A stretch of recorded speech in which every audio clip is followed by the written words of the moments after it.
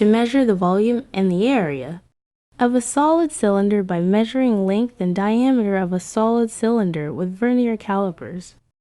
Following is the apparatus required. Vernier calipers.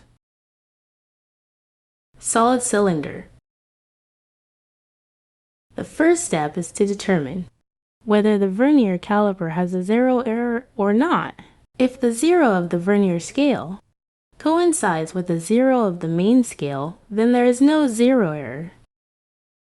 If the zero of the vernier scale is to the right of the zero of the main scale, then there is a positive zero error.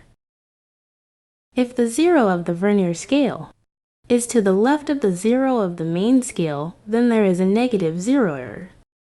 There is no need to apply zero correction.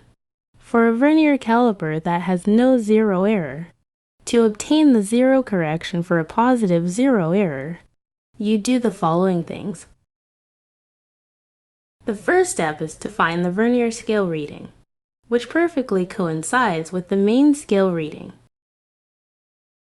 In this case, it is 3.5 centimeters. After finding the vernier scale reading, which perfectly coincides with the main scale reading, you multiply it with the least count of vernier calipers to obtain the zero correction.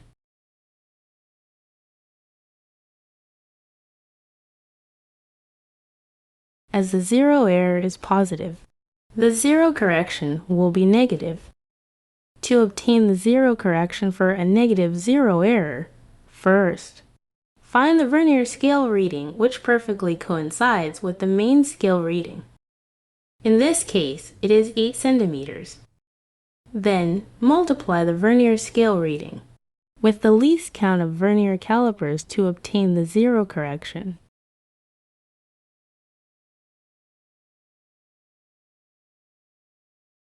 As the zero error is negative, the zero correction will be positive.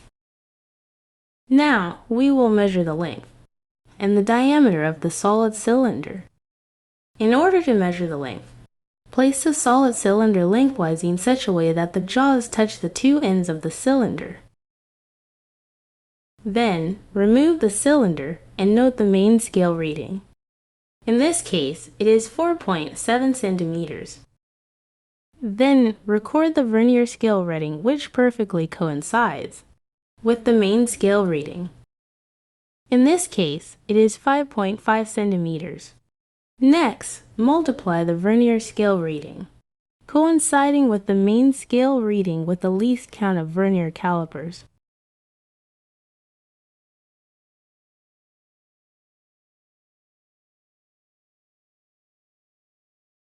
Then, to get the total reading, you will add the main scale reading and the vernier scale reading, multiplied with the least count together. Now, you will add the zero correction, if any. This will be the length of the solid cylinder.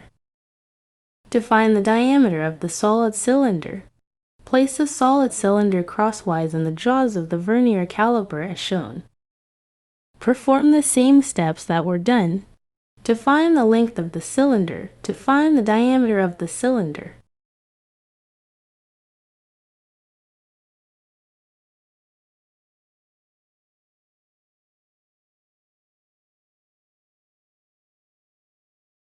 Now, to find the volume of the cylinder, we will first find its radius by the following formula. Then, we will input the value of radius into the formula for volume of cylinder. For finding the cross-sectional area of the cylinder, we will use the following formula.